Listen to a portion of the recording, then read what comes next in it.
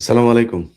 আমাকে যারা লাইভে দেখছেন, YouTube এবং Facebook এ দেখছেন নিশ্চয়ই। তো যারা Facebook এ আছেন, Facebook এর আমার এই পেজটা এখন থেকে আমার পেজ, ওইটা রিকভার করার চেষ্টা করা হচ্ছে। জানি না সম্ভব হবে কিনা। কারণ আমার পেজের উপরে যে পরিমাণে রিপোর্ট চলে, আ সেটা নিয়ে কাজ চলছে। যাই হোক, আমার 2nd পেজ যেটা এখন লাইভে দেখছেন আমাকে, এইটাই হচ্ছে আমার এখনকার পেজ। এটাতে সবাই শেয়ার করবেন, যুক্ত থাকার অনুরোধ থাকলো। যাই হোক, এখন উম আমার শিরোনাম দেখে নিশ্চয়ই আপনারা অনেকেই হয়তো আ চমকে যেতে পারেন যে, কি হইল? আমি আবার কি বললাম এটাতে, না? দেখেন,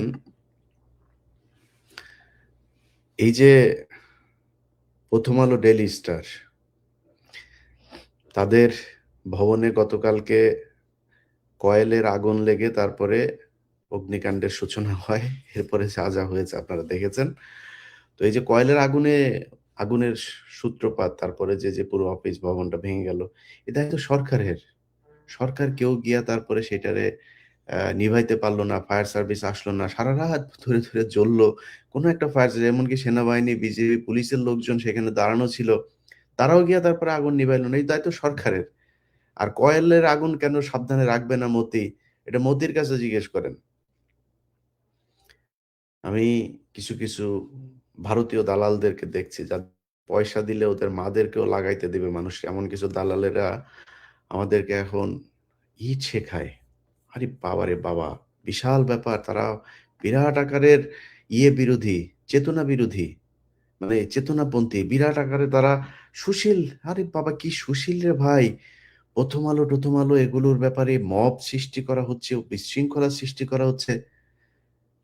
তোরা একটা সিটিং প্রধানমন্ত্রী, একটা দেশ তো, তাই না? একটা দেশের প্রধানমন্ত্রী না? শেখ হাসিনা তো প্রধানমন্ত্রী ছিল। তো তোরা শেখ হাসিনারে কেন সরায় দিলি? আচ্ছা, শেখ হাসিনা তো এমনি ভেগে গেল, তাই না? শেখ হাসিনা ভেগে যাওয়ার পরে এই গণভবনটা কেন ভাঙতে হইল? গণভবনও নয়, শেখ হাসিনা ওইখানে থাকতো, ভাঙলাম, কোনো সমস্যা নাই। সংসদ ভবনটা কেন ভাঙতে হইল? সংসদ ভবনটা পাকিস্তানিরা তৈরি করে দিয়ে গিয়েছিল গরিব একটা দেশের। এই অর্থনীতির মাঝখানেও এত সুন্দর একটা মানে এই কি বলে নকশার একটা ভবন এখানে তৈরি করল। ভবনটা কেন এইভাবে ভিতরে গিয়ে এভাবে লুটপাট, ভাঙচুর এগুলি করলেন? এই হাদি, এই কয়দিন আগে হাদি কি করেছে মনে আছে আপনার? কয়দিন আগে এই যে ১৩ তারিখে আপনার দিল। আওয়ামী লীগ একটা ওই যে দিল না? কি বলে ওইটা? আ লকডাউন দিল। আওয়ামী লীগের সেই লকডাউনে হাদি তার সাথে ৮-১০ টা পোলাপান নিয়ে, লাঠি নিয়ে তারপরে বের হইল। বের হয়ে কি বলল? যে আওয়ামী লীগ খুঁজতেছি। সে ভিডিও দেখেছেন না আপনারা? এটা কি হাদির কাজ? এটা তো হাদির কাজ না। দেশে আইনশৃঙ্খলা বাহিনী আছে। আওয়ামী লীগ যদি কোনো সন্ত্রাসী কার্যকলাপ করে, তাহলে হাদির কাছে কেন সেই দায়িত্ব যাবে? হাদি কেন এটা করবে? তার মানে হাদি সন্ত্রাসী ছিল। তাহলে এখন কি হাদির বিচার করবেন? যারা গণভবন ভেঙেছে তাদের বিচার করবেন? সংসদ যারা ভেঙেছে তাদের বিচার করবেন? সমস্যাটা কোথায় হয়েছে আপনাদেরকে বলি এখন। এখানে কিছু সমন্বয়ক ছিল। এমন সমন্বয়ককে চিনি, যার বাপকে চান্দা আব্বাস ডেকে নিয়ে বলেছে, "ভাই, আপনি সরাসরি কেন পোলাপানের কাছ থেকে টাকা চান?" আমার কাছে অডিও আছে। "আপনি পোলাপানের কাছ থেকে সরাসরি কেন টাকা চান? ভাইজান, আপনার যদি কিছু লাগে তাহলে আপনি আমাদেরকে জানায়েন।" মানে চান্দা আব্বাস যেই সিস্টেমে চাঁদাবাজি করে, ওই সিস্টেমে চাঁদা। এখন নতুন তো হঠাৎ করে পেয়েছে, ছেলে বিশাল বড় এক সমন্বয়ক, বাপ চাঁদাবাজি শুরু করেছে ওপেনে, পোলাপানে ৳৫,০০০ নেয়। ওর কাছে ৳৫,০০০ বিশাল ব্যাপার। এখন তো একেকজন রাজপুত্র, বিশাল রাজার পূর্ব পরম্পরায়, বংশ পরম্পরায় তারা হাজার কোটি টাকা, নবাবী বংশের সব কয়জন সমন্বয়ক। উনারা এখন গিয়া 'প্রথম আলোর' অফিসে যায়া তারপরে আরে বাবারে বাবা! নতুন পাঞ্জাবি পইড়া তারপরে যায়া বয়ান দেয়। এরে বেটা, তোদেরকে বলছিলাম যে, "ভাই, তোরা এই একটা আন্দোলন করছিলি। এই আন্দোলনে কে কেমনে ঢুকছে?" এইখানে কারো বিরুদ্ধে অনেক রেকর্ড আছে ভাই। এই ইয়েকে ওবায়দুল কাদেরকে বর্ডারে পাস করে দিয়ে আসার অভিযোগও তো ওনাদের অনেকের বিরুদ্ধে উঠেছে, সেগুলো জবাব পেয়েছি নাকি আমরা? বলে জবাব দেন। ওনারা এখন সুশীল হয়ে তারপরে টাকা পয়সা তো কিছু হয়েছে, ৫ জন ৬ জন ৭ জন এই যে কয়জন এখন আসেন সামনে, ওনারাই খালি জুলাই যোদ্ধা। আর সেই জুলাই যোদ্ধারা কই? আরো অনেক সমন্বয়ককেও তো আমরা দেখেছি যে গোপনে বিভিন্ন জায়গায় বসে জীবনের ঝুঁকি নিয়ে তারা এই ভিডিও বার্তা দিয়েছিল। এই ভিডিও বার্তা আমরা প্রচার করেছি। সেই জুলাই যোদ্ধারা কোথায়? আজকে ঢাকা বিশ্ববিদ্যালয়ে একটা নির্বাচন হয়েছে, সেখানে এনসিপির অবস্থান কোথায়? ছাত্র শক্তি নামে কালকে একটা সংগঠনে দেখলাম, ছাত্র শক্তি তারা করছে, ৮-১০টা পোলাপান নিয়ে তারা মিছিল করছে ঢাকা বিশ্ববিদ্যালয়ের মতো জায়গায়। কত লোকবল তাদের! তাদের এখন মূল টার্গেট হয়েছে ১০টা, বিএনপির সাথে দামাদামি হচ্ছে, জামাতের সাথে দামাদামি হচ্ছে, ১০টা মনোনয়ন তারা চায়। এই ১০টা মনোনয়ন নিয়ে তারপরে যদি ৭-৮টা বা ৫টা যদি এমপি হইতে পারেন, এইটাই ওনাদের মূল টার্গেট। এই টার্গেট নিয়ে ওনারা এখন সংসদে যাবেন। ভাই, প্রথম আলো, ডেইলি স্টার পত্রিকার অফিস কালকে হয়েছে, ভাঙচুর হয়েছে। ৭১ টিভি ভাঙচুর করেন নাই আপনারা? এই গত নির্বাচনের এই গত ৫ তারিখই তো ৭১ টিভিও ভাঙচুর হয়েছে, তাই না? আরো কয়েকটা গাজী টিভির পুরো ভবন শুধু জ্বালায় দিয়েছেন। দিয়েছেন না? সেটার ব্যাপারে কই? সেটা তো বিচার হওয়া দরকার তাইলে। এদের সবার বিচার করেন। ডক্টর ইউনূস আজকে যে চেয়ারে বসেছে, সংবিধানের কোন পৃষ্ঠার মধ্যে লেখা আছে যে নির্বাচন ছাড়া কোনো রাজনৈতিক দল বাংলাদেশে ক্ষমতায় আসতে পারে? দেখান আমার এটা কত অনুচ্ছেদে কোন জায়গায় আছে? মিনিমাম একটা দেখান, একদম ফুল স্টপ করে দেওয়া হয়েছে। তাইলে আপনি এখন এই ষোড়শ সংশোধনী টংশোধনী এগুলি সব আপনি কি করবেন? ঠিক করেছেন? সংবিধান বাতিল করেছেন? সেটাও তো করেন নাই। আপনারা হয়েছে, সালাউদ্দিন কাদের চৌধুরী একটা সুন্দর করে কথা বলতো, ওই যে সোনাটা লাল করে দেওয়া হয়েছে। সোনা ঠিক আছে, কিন্তু খালি লাল নামটা যুক্ত করে সোনাটারে লাল করে দেওয়া আছে। সোনা মিয়া এখন লাল মিয়া। আর মিয়া টিয়া সবকিছু আগের মতোই আছে। খালি জিনিসটা দেন। এই সালাউদ্দিন কাদের চৌধুরী এই যে এই ষোড়শ সংশোধনী নিয়ে এই কথাগুলো খুব ব্যঙ্গ করে বলেছিল। বিচারপতিদের রিটায়ার্ড বিচারপতিদের সুযোগ সুবিধা যা ছিল সেটাই থাকবে, এমপিদের যে গাড়ি আনা যাবে সেটাও থাকবে, সবই থাকবে, সবকিছু ঠিকঠাক মতো চলবে, খালি সোনাটারে লাল করে দেওয়া হয়েছে। এখন এই এখনকার যে এনসিপি আর ইউনূস সরকার, ওনাদের অবস্থাটা হয়েছে তাই। ওনারা সোনাটা খালি লাল চান, আর সবকিছু মিয়া টিয়া সব আগের মতোই চান। কিভাবে চান দেখেন, প্রথম আলো, এই প্রথম আলো তারেক রহমানকে বানিয়েছে খাম্বা তারেক, কোকোকে বানিয়েছে দুর্নীতিবাজ, ড্রাগ এডিক্টেড এই কোকো, তার মাকে বানিয়েছে জঙ্গিদের নেত্রী, একদম স্পষ্ট। আপনারা আমার যে পেজে এখন দেখছেন, আমার যে পেজটাতে এখন লাইভটা দেখছেন, এই পেজের একটা দুইটা পোস্ট পেছনে যান, দেখেন আমি সবগুলো আমি খুঁজে প্রথম আলো যে কটা পেয়েছি সবকটা আপনাদেরকে দিয়েছি। সেখানে স্পষ্টভাবে বলছে তারেক রহমান, এই তারপরে বাবর, হারিস সহ 4 জনের নাম দিয়েছে, এরা নাকি মহা দুর্নীতিবাজ। তেল চুপচুপে তারেক রহমান কার্টুন এঁকেছে আলপিনে, আমি দিয়েছি আমার এই ফেসবুকের ওই পোস্ট দেখেন। দিস ইজ প্রথম আলো। যদি আপনি মনে করেন, মানে আপনি কোন পয়েন্টে আসবেন ভাই বলেন?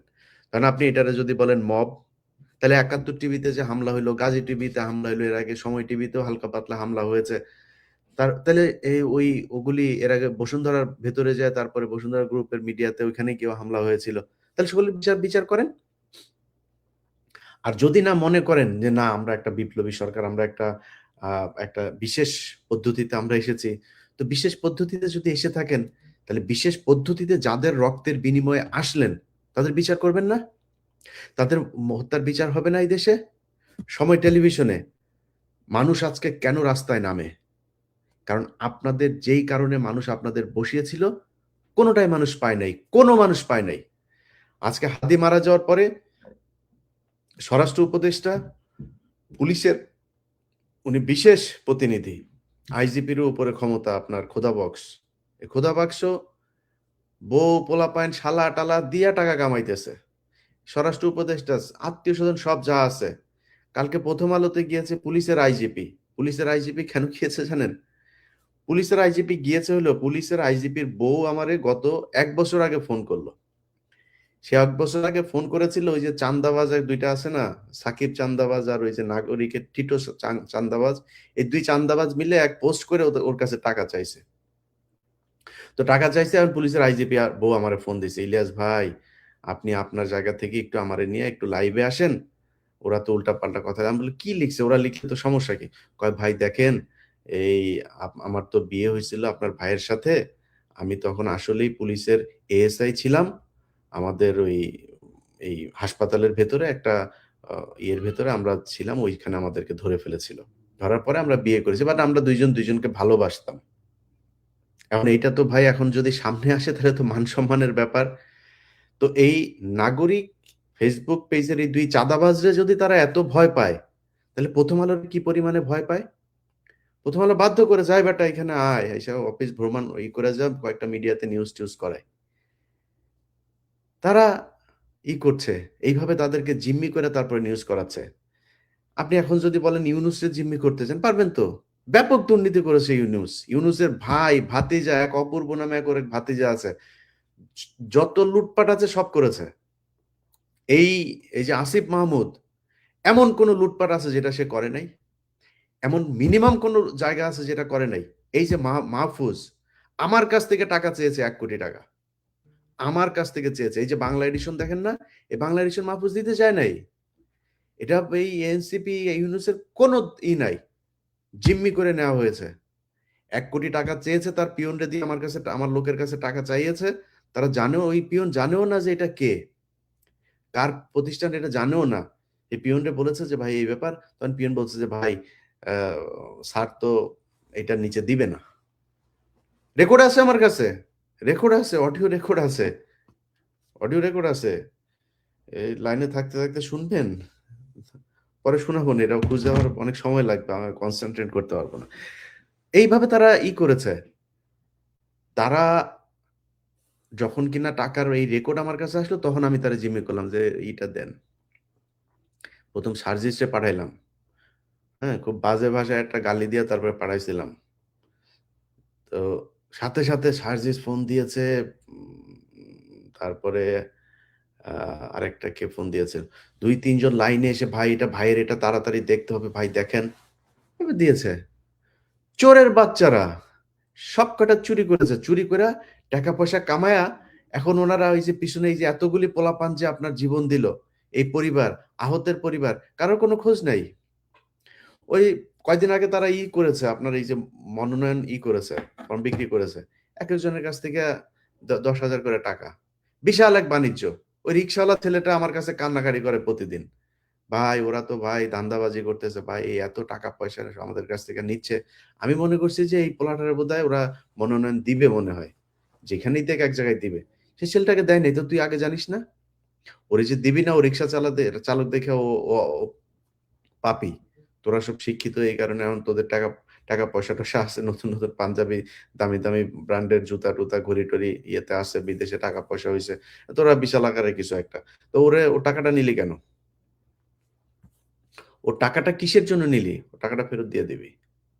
নাহলে কিন্তু রিক্শাওয়ালারে আমি কিন্তু লাইভে নিয়ে আসবো। টাকা ফেরত দিয়ে দিবি আরামসে। তো আমি আমি এদেরকে না কিচ্ছু বলি নাই এতদিন ধরে। আমি এদেরকে বলেছি যে, "ভাই, আপনারা জুলাই যোদ্ধা ছিলেন। আপনাদেরকে সম্মান করি ভাই। কিছু, কিছু জায়গায় একটু থেকেন।" আরে ভাই, তুই ১ম আলোরে নিয়া যখন কথা বলবি, ১ম আলোর পক্ষে ১ম আলোর অফিসে গিয়া যখন ভাষণ দিবি, তুই আমার চ্যাটের বাল। এর আগে একবার আসিফরে মাফ করছি। আসিফ মাপ চাইছে। মাপ চাইছে যে, "ভাই এরকম আর জীবনে কোনদিন হবে না। আমরা আর কখনোই ওইখানে যাব না। আসিফ নজরুল আমাকে নিয়ে গিয়েছিল। ব্যাস।" এটা বলে মাফ করে দিলাম।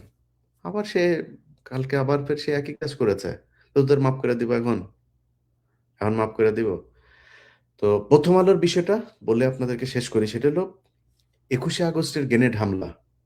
এই ১ম আলো নিউজ করেছে। আমার যে Facebook পেজে লাইভ চলছে সেখানে যান। গিয়া দেখেন, সেই সেই আছে। সেই লাইভে সেই ইয়েতে তারা কি বলেছে? যে খালেদা ছিল। আপনাদেরকে কিছু দেখাই একেক কইরা, হ্যাঁ? আচ্ছা। এটার পড়েন। শিরোনামটা পড়েন। তাজউদ্দিনকে পাকিস্তানে পাঠায় ডিজিএফআই, জানতেন খালেদা। প্রথম আলোর নিউজ। আচ্ছা,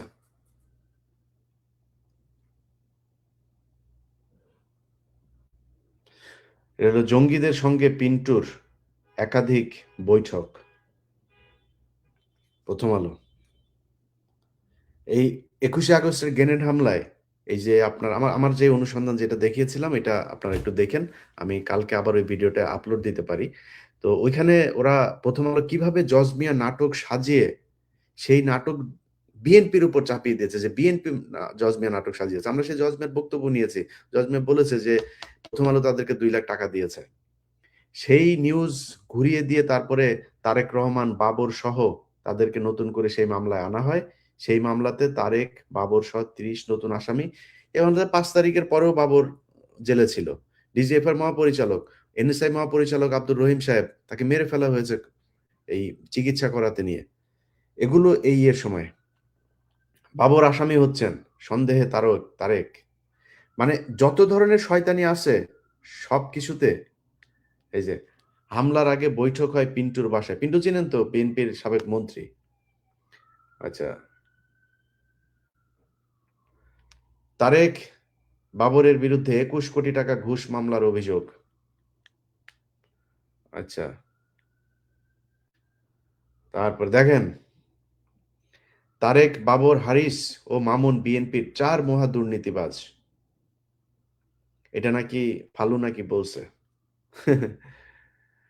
আচ্ছা, দেখেন পাকিস্তান, কুয়েত ও সৌদি ৩০০ কোটি টাকা দিয়েছিল বিএনপিকে এই জঙ্গিবাদ সাজানোর জন্য। খালেদার সম্মতিতে বসুন্ধরার কাছে ১০০ কোটি টাকা চেয়েছিলেন তারেক। টাকা ফেরত দে, টাকা ফেরত দে।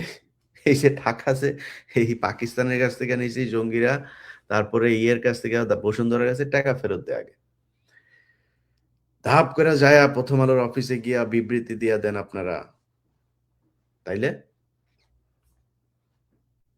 সেগুলির হিসাব দেন। একটা পত্রিকার অফিস এক তো আপনারা আগে ভেঙেছেনই, এখনকার কথা যদি বলি একটা পত্রিকার অফিস বড় নাকি ৫০০ মানুষের জীবনের দাম বড়? আমারে বুঝান, কোনটা বড় আমারে বলেন। পত্রিকা অফিসের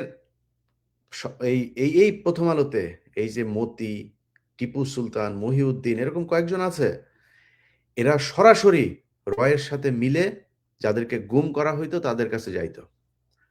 তাদের গোপন জায়গায়, যেখানে অজ্ঞাত জায়গায় কেউ জানে না, তাদেরকে তখন অ্যারেস্টও দেখানো হয় নাই। অ্যারেস্ট ধরে নিয়ে যাওয়ার ৬ মাস পরে গোপন কোনো জায়গায়, কোন জায়গায় সেটা তারাও জানে না এখনো। সেইখানে ভারতীয় রয়ের স্টেশন ম্যানেজার থাকতেন, ইন্ডিয়ান হাই কমিশনের অফিসের লোক থাকতেন, সন্তোষ শর্মা থাকতেন, মতি থাকতেন। মতির অফিস থেকে ভিডিও কনফারেন্সে তাদের সাথে যুক্ত করা হইতো। টিপু সুলতান নিজে থাকতেন, মহিউদ্দিন থাকতেন। মিথ্যা কথা বানায়ে মেজর জিয়াকে করা হয়েছে, হয়েছে না? এই কাজগুলো তারা করে তারপরে মানুষকে হত্যা করেছে। ২১শে আগস্টের ঘটনার পর কয়জন মানুষকে, এই যে মুফতি হান্নান, একটা নিরীহ নিষ্পাপ একটা মানুষ, মানুষের ফাঁসি দেওয়া হয়েছিস তোরা এই প্রথম আলোর কারণে। তাদের বিচার হবে না, বিচারের ঊর্ধ্বে তাদের বিচার হইতে দেওয়া যাবে না। যাদেরকে সুন্দর সুন্দর জুতা জামা দিয়া তারপরে নবাবের নাতি টাতি বানানো হয়েছে তাদের সমস্যা নাই, এই দেশের মানুষের সমস্যা আছে প্রথম আলোতে। আপনাদের কাছে অনুরোধ থাকবে, প্রথম আলোর প্রকাশনা আবার যদি শুরু হয়ও, প্রথম আলো পত্রিকা এই কয়দিনের ভেতরে যে ব্রেকডাউন হবে এর মধ্যে আপনারা নতুন পত্রিকা নিবেন। আমার দেশ নেন, অনেক পত্রিকা আছে, প্রথম আলো নিবেন না। প্রথম আলো পত্রিকা থেকে বের হয়ে আসবেন। প্রথম আলো সহ এই বিপ্লব যেই কারণে হয়েছিল, আজকে মানুষে আপনারা মাঠে নামলে বলেন মব, যে মানুষগুলো মারা গিয়েছে ২৪ সালে, এই মানুষগুলো মারা যায় নাই? মিথ্যা কথা নাকি এটা? মামলার আসামিরা বাইরে ঘুরে কেন? পেট ভরে গিয়েছে এই জন্য এটা নিয়ে আর এখন কথা বলতে মনে চায় না? পেট ভরে গিয়েছে? ভাই তোমরা কি, তোমরা এই যে এনসিপির কয়েকজন যে ফাল পারতেছো, তোমরা কি ডা ভাই এই দেশের? কি তোমরা কি আমারে বলো? জুলাইতে তোমরা বিশাল আকারের একটা হাইপ, এই দেশের মানুষ তোমাদেরকে ভালোবাসছে, তোমাদেরকে বিশ্বাস করেছে, তোমাদের সেটায় লাথি দিয়া রাস্তা নামাই দিচ্ছে। এখন ডাক দাও, আমি 5,000 মানুষ দেখতে চাই। ধান্দাবাজি আজকে থেকে শুরু হয়নি, কিচ্ছু বলি নাই। আসিফ ধান্দাবাজি করে, নাহিদ ইয়েতে থাকতে ধান্দাবাজি করেছে, মাহফুজের ভাই এখন প্রায় 3-4 হাজার কোটি টাকার মালিক। আমি মাহফুজে জিজ্ঞেস করছিলাম যে আচ্ছা ভাই আপনার ভাই এরকম করে কেন? কয় ভাই আমি বলে দিয়েছি যে আমার ভাইয়ের সাথে যেন আর কেউ যোগাযোগ না করেন। জিজ্ঞেস করেন, ওরা জিজ্ঞেস করেন এই কথা হয়েছে কেন। উনি করেন না, ওনার ভাই করেন, উনি কিছু বুঝেন না। সবকটা দুর্নীতিবাজ, সবকটা দুর্নীতি করে গিয়েছেন। দুর্নীতি করে তারপরে তারা এখন একটা সুশীল হয়ে একটি এমপি হইতে চান। ওটা আমি ওরা জিজ্ঞেস করলাম যে এই যে যেদিন বাংলা এডিশনের উদ্বোধন, সেদিন এই হাসনাত সার্জিস ওদেরকে কিন্তু আমি বিশাল সম্মান দিয়েছি ভাই। ওরা বিএনপির এত বড় বড় নেতারা, আমির খসরু ভাই, তারপরে অনেক বড় বড় নেতারা গিয়েছেন। জামাতের প্রায় পুরো টিম, জামাত মানে ওই দিন আমি তো আসলে এখানে থেকে অ্যারেঞ্জমেন্ট করতে পারিনি, জামাতকে একটা অপমান করা হয়েছে সেদিন। আমিও জামাতের এই ভাইটাই সবাই গিয়েছিল, মানে জামাতের খালি আমির, নায়েবে আমির বাদে সবাই গিয়েছিল সেদিন। লোকগুলো ঠিক মতো আমি আপ্যায়নও করতে পারি না, এই এদের চোদনে। জুলাই যোদ্ধার বাবা এই সে, এদেরকে দিয়েই আমরা উদ্বোধন করিয়েছি। ওই দিন এই হাসনাত সার্জি এদেরও আসার কথা ছিল। আসিফ আগের দিনও বলেছে আসবে, মাহফুজ দেখবে, আসে নাই পরে যদিও। যাই হোক, তো তারা আসার কথা বলে পরে আর আসলো না, মারামারি হইলো গোপালগঞ্জে। তা আমি প্রোগ্রাম বাদ দিয়ে যখন শুনলাম ওইখানে হামলা হয়েছে, আমি বললাম যে ভাই কি সমস্যা, ওইখানে কি হয়েছে? বললাম তো আপনারা লোকজন নিয়ে যাবেন, আপনারা ব্যাকআপ নিয়ে যান নাই।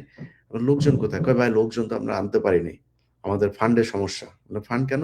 তার 1 সপ্তাহ আগে কথা হয়েছে আমার সাথে, এই আসিফ আর মাহফুজ টাকা কামাবে, সেই টাকা ওরা নাকি নির্বাচন করতে খরচে লাগবে।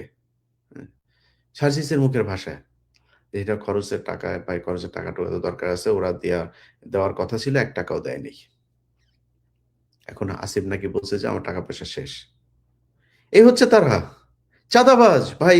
কোনো সমস্যা ছিল না, চাঁদাবাজ তো এই দেশে এরপরে যারা ক্ষমতায় আসতেছে তারাও চাঁদাবাজি শুরু করে দিয়েছেন। চাঁদাবাজি তো হচ্ছে, কোনো সমস্যা নেই, কিন্তু এই চাঁদাবাজির মাঝখানে তারা প্রথম আলোর পক্ষে কথা বলবে আর মাইনে নিব, এইটা অস্তিত্বের লড়াই। এই দেশে এই যে দেশকে জঙ্গি বানানো হয়েছে, এটা এদের কারণে। ভুলে যাও মাদ্রাসার স্টুডেন্টদের কথা, আলেমদের কথা ভুলে যাও। এরা নেমে এসেছিল সেদিন, সবচাইতে বেশি মানুষ এই যাত্রাবাড়িতে মারা গেছে কারা? তারা মাদ্রাসার ছেলে পেলে, লাশের পর লাশ পড়েছিল সেখানে। সেই তাদেরকে ভুলে গেছেন? তাদেরকে জঙ্গি বানায় আবার ফের প্রথম আলোকে দিয়ে আবার জঙ্গি নাটক সাজায় তারপরে করবেন। এটিও, এন্টি টেরোরিজম ইউনিট, যেটা এটিও গতকালকে জেল গেট থেকে একটা ছেলেকে ধরে নিয়ে আসছে, তার জামিন হয়েছে অনেক বছর পরে, কালকে বের হয়েছে, তাকে ধরে নিয়ে আসছে। আমি এই ঝামেলা টামেলার কারণে আমি এটাতে সময় দিতে পারি নাই। এটিও ভালোই ভালো বলি, ওরে ছেড়ে দিয়েন। এই দেশ জঙ্গিবাদের দেশ না। আমরা খুবই লিবারেল মুসলিম, আমরা কোনো টেরোরিজম, কোনো এগুলোতে আমরা বিশ্বাস করি না। বিপ্লব চলছে দেশে, আপনি যদি নাকি মানতে না চান যে কেন হবে, করা হবে, বিপ্লব চলছে।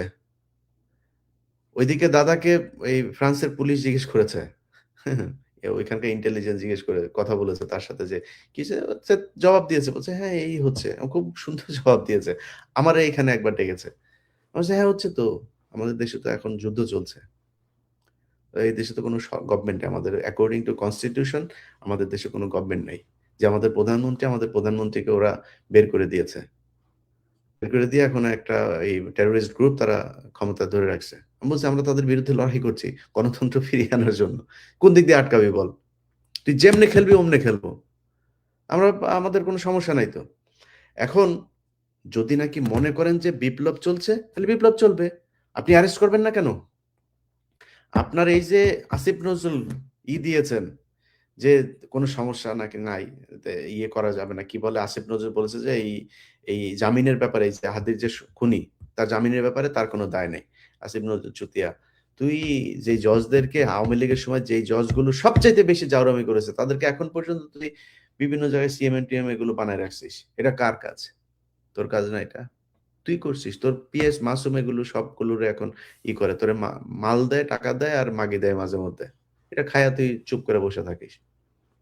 তো তোর কোনো দায় নেই। বের হইলো কিভাবে? আওয়ামী লীগের সন্ত্রাসীরা বের হয় কিভাবে? প্রতিদিন জামিন হচ্ছে। কালকের ঘটনা কালকেও জামিন হয়েছে। আর এটিও যায়া জেল গেট থেকে সেই আলেমদেরকে ধরে আনে যে আলেমরা তোদেরকে রক্ত দিয়া তারপরে তোদের এই চেয়ারের মধ্যে বসাইছে। এই তোর এই বাপ ছাড়া, তোর এই বাপ ছাড়া তোদের কোনো বাপ আলেমদের একটা জামিনের ব্যাপারে কোনো কাজ করেনি। মানে ভিতরে ভিতরে আলেমরা যারা করছেন তারা করছেন, কিন্তু আলেমদের বাইরে তোর এই বাপ ছাড়া কেউ করে না। যা ডিআইজি পিজন রে যায় বল, আইজি পিজন রে যায় বল, কাশিমপুর একেরে বল, দুইয়েরে বল, কেরানীগঞ্জ রে যায় বল, জেলারদের গিয়ে জিজ্ঞেস কর তোর বাপ কয়জনের জন্য ফোন দিয়া দিয়া তারপরে করছে। সব শেষ যেটা সেটাও 10 দিন আগে বের করছে এক মহিলাকে। হ্যাঁ, তো হালিমা নামে এক মেয়েরে বের করছে। মহিলা সেই 2009 সালে আটক হয়েছে। গত 16 বছর এই মহিলাটা জেলখানায় ছিল। জীবন শেষ, বুড়া হয়ে গেছে পুরা। তোর এই বাপ বের করেছে, তোর বাপ। যাক, কাশিমপুরের মহিলা জেলার জেল সুপার যে আছে, জিজ্ঞেস কর যায় তোর বাপ সময় দিছে 15 মিনিটের মধ্যে ছাড়তে হবে, ছাড়া দিছে। তোর বাপের বাইরে গেছিলি? যেই যেই মানে এই দৌলতদিয়া ঘাটের বাচ্চারা মনে কর 2 দিন ধরে প্রথম আলোর পক্ষে করছিস। তোদের সব কটার জন্ম হয়েছে দৌলতদিয়াতে। তোরা এই দৌলতদিয়ার বাচ্চারা এখন প্রথম আলোর পক্ষে যে কথা বলছিস, তোদের এই দেশে আজ পর্যন্ত 1.5 বছর সময় হয়েছে। যাদের এই 1.5 বছর আগে সুযোগ ছিল না, যারা সময় পেয়েছিস, তারাই 1.5 বছর এই দেশের জন্য কি করেছিস বল? জঙ্গিবাদ মুক্ত করতে চাস? জঙ্গিবাদ মুক্ত কর। খালেদা জিয়ারে ধর, তারেক রহমানরে ধর, কোকরে ধর, এগুলো জঙ্গিবাদের মূল হোতা। প্রথম আলো বলেছে। প্রথম আলোর কথা যদি শুনিস তাহলে ওইটা ধর। আর যদি প্রথম আলোর কথা না শুনিস তাহলে প্রথম আলোর বিচার কর। আমরা তো চাই বিচার কর, বিচার কর। কেন বিচার করিস না? বিচার না করে সেই যারা জঙ্গিবাদের করেছে তারা এখানে কি প্রথম আলো কি সাপ নাকি? কামড় দিবে, ছোবল দিবে? কি হয়েছে? প্রথম আলোর সমস্যা কোথায়? প্রথম আলোর বিরুদ্ধে কথা বলি না আমরা? কি হয়েছে? এদেশে প্রথম আলোর বিরুদ্ধে কথা বলে নাই কেউ, এখনো বলে না কেউ। তাদের কি হচ্ছে? মাল পানি খেয়ে প্রথম আলো তো টাকার অভাব নাই। এই যে প্রথম আলোর সাথে আপনার ধরেন বসুন্ধরার দ্বন্দ্ব দেখবেন এখন এই মুহূর্তে। মেঘনার যারা 71-এর মালিক ছিল, সেই মেঘনার ওর নাম কি, মোস্তফা কামাল, প্রধান উপদেষ্টার পাশে দাঁড়ায় থাকে। আরে ভাই, ইয়েরা দেখা করতে চায়। এস আলমের সবচেয়ে বড় কেশিয়ার সালাউদ্দিনের পোলা প্রধান উপদেষ্টার সাথে দেখা করতে চায়। 2024 সালে নির্বাচনে গিয়েছে একে আজাদ, এই হামিম গ্রুপের চ্যানেল 24 এর মালিক। এই শালা ওদের পাশে যায় যায় প্রোগ্রাম করে। কোনো সমস্যা হয় না তাদের, কোনো সমস্যা হয় না। অথচ বসুন্ধরার পিছনে লেগেছে। কেন লেগেছে জানেন? বসুন্ধরার পিছনে বসুন্ধরার বহুত সমস্যা আছে। সমস্যা এই দেশে ভাই সব ব্যবসা প্রতিষ্ঠানেরই আছে, এমন একটা কেউ নাই।